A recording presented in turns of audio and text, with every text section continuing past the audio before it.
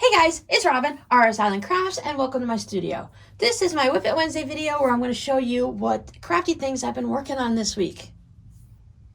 Before we get into that, I want to say thank you so much for hanging out with me on the live stream this past Saturday, where we were working on our crumb blocks and just having a chatty good time. I just wanted to pass along a little tip to you all.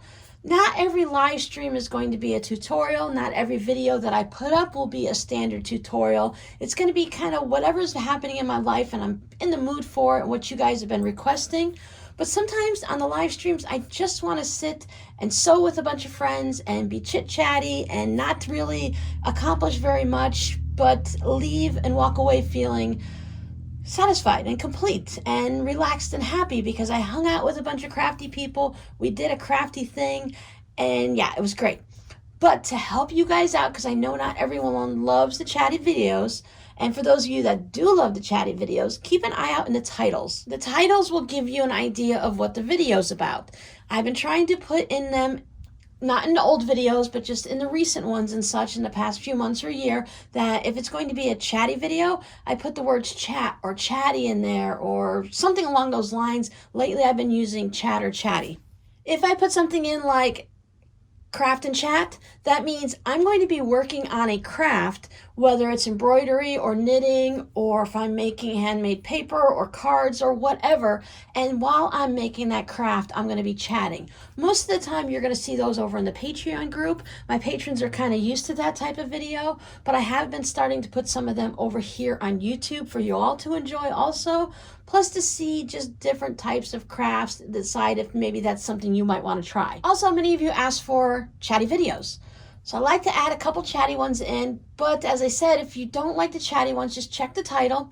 And if it's going to be a very chatty one, I'll put it up there. And that way you guys can pass them by. Check in the description box though, because as in example of the live stream that I did, I was sewing crumbs. So down in the description box, I put a bunch of links for different videos on how I sew crumbs. So if you want to see my process, but you don't want me to be jammering in your ear constantly, then go ahead and check out whatever's down in the description box and I'll put links to it. Now be warned, in my older videos, in the tutorials, I still chatted a lot, but I was finding my way at that point, figuring out what's what and just trying to get to that point. My tutorials now do have chattiness in them, but they were much more talkative in the past. Anyway, check them out. Watch the title. If you don't want to see the chatty videos, it's okay. You're not going to hurt my feelings. Just pass them up and just go to the next video. If you're looking for one and it's a Friday video or a live stream and it's too chatty, check back in my old videos. I know I have like 300 or 400 videos. I'll put a number down here, how many videos that you guys can go check out. So if you're new and you haven't seen some of the older ones, you can always go back and check those out. Okay, let's get on to the whips. First of all, you guys have already seen this, but I've been using this as a backdrop and like a placemat lately, and I've decided that I really do enjoy this, so it's going to be showing up more and more. I like how thin it is and how it's a colorful backdrop. I just wish I hadn't have used the Crazy People for the back of this one. That's okay. I can't see the back. I'm just going to ignore it, and if it bothers me too much in the future, I'll put a new piece of fabric on.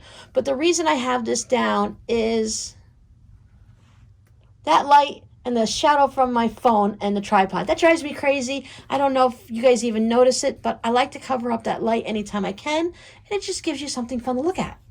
So what did I work on this week? Well, I worked on crumbs. I worked on not very many crumbs with you because, yeah, we chatted a lot. You guys kept getting me a little sidetracked, which is perfectly fine, which is why I made all of these mini crumb blocks ahead of time. I do need to still keep working on them and getting them into actual blocks so that we can play with them next month. But I have a nice pile here. I have a nice good selection of different sizes to play with as they get built up. If you've made crumbs in the past before, you know it takes a little bit to go from this little piece of fabric into a 6.5 or 9.5 inch block. So I'm just going to store them all neatly now that I've got them all fluffed up. I will go ahead and lay them down nice and flat in my little basket here. And I'll keep it over on the side of my table so that in between projects and when I just have a few minutes before I have to do something else or make a phone call or whatnot, I can go ahead and sew a couple of these blocks. I will probably, my plan is to bring out that new Brother sewing machine to give it, I've sewn one seam on it. So I want to go ahead and do a bunch of sewing on it just to see how it feels and get myself comfortable with it. So I will probably do my crumb blocks with that. That way I can keep that thread in that machine, and then when I'm sewing on something for the shop or tutorial, I can go over to the Juki. It'll also give me an idea of how that machine feels so I can let you guys know. So I made some more fabric postcards. These, as you can see, are salvage ones. I needed a few for a swap, so I made some extra to have on hand or to put in the shop. Most likely they'll end up in the shop. Some of you may recognize some of your salvages that you shared with me. Most of these are from a recent batch that you guys sent, so it was really easy to just use some of the shorter ones to pop on here and share with the ones that I had already had and cut out. And then on the back, I gave them all a blue flamingo. I signed it, put the little thing through. There is that little stitch that I like. Kind of looks like an arrow. I decided to use purple, and it was a really scientific reason why I used a purple thread. Because it's the largest spool of thread I have. It's not a shockingly color that would stand out too much on the back, and I already had a bobbin wound up. Sometimes decisions are just so much easier than other days. So when I come in here into the craft room to work, I tend to come in around 8, 9 o'clock in the morning, and I work till 4:30 in the afternoon. And then after that, I do my nightly routine, you know, dinner, feed the cats and all, and then I do all my knitting. So I will show you how I've got going on my knitting on another day, but I wanted to show you how Santa Claus is coming. I have been working on him. So I don't remember where I was the last time I showed you, but I finally, the brain clicked enough that I'm going to, when I finish this video, I'm going to go ahead and record a short video saying today's date, and this is where I was on my Santa Claus embroidery. And that way, when I come back the next time to show you, I can show you here's where I was, and here's where I am. So I think I did like this section here, and I probably did up over there. I like to pull this out when I need to have a little chatty video with my patrons, and I've been trying to get back into the habit of pulling it out and doing arm's length of embroidery floss each day, or at least 3 or 4 days a week, just so I can keep getting it going.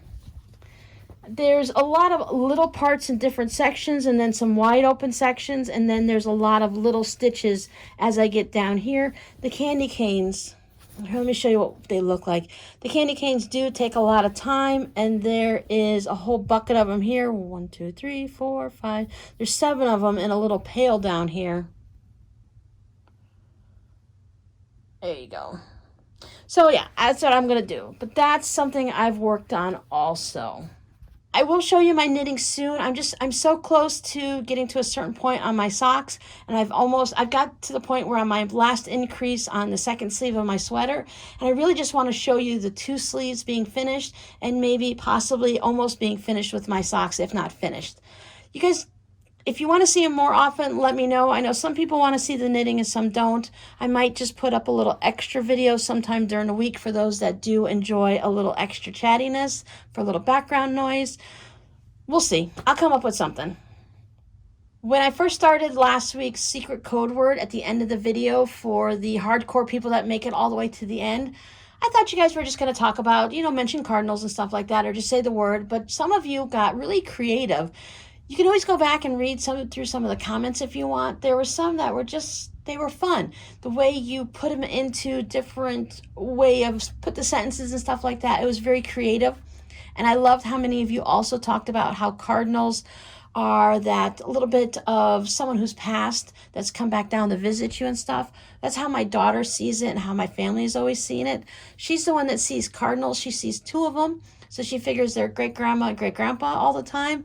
I haven't seen cardinals in many, many, many years. I guess everyone just thinks I'm okay. I see butterflies. I don't see cardinals. So those are my cardinals. This week's little code word Since I'm noticing right here, see this candy cane doesn't have anything on it.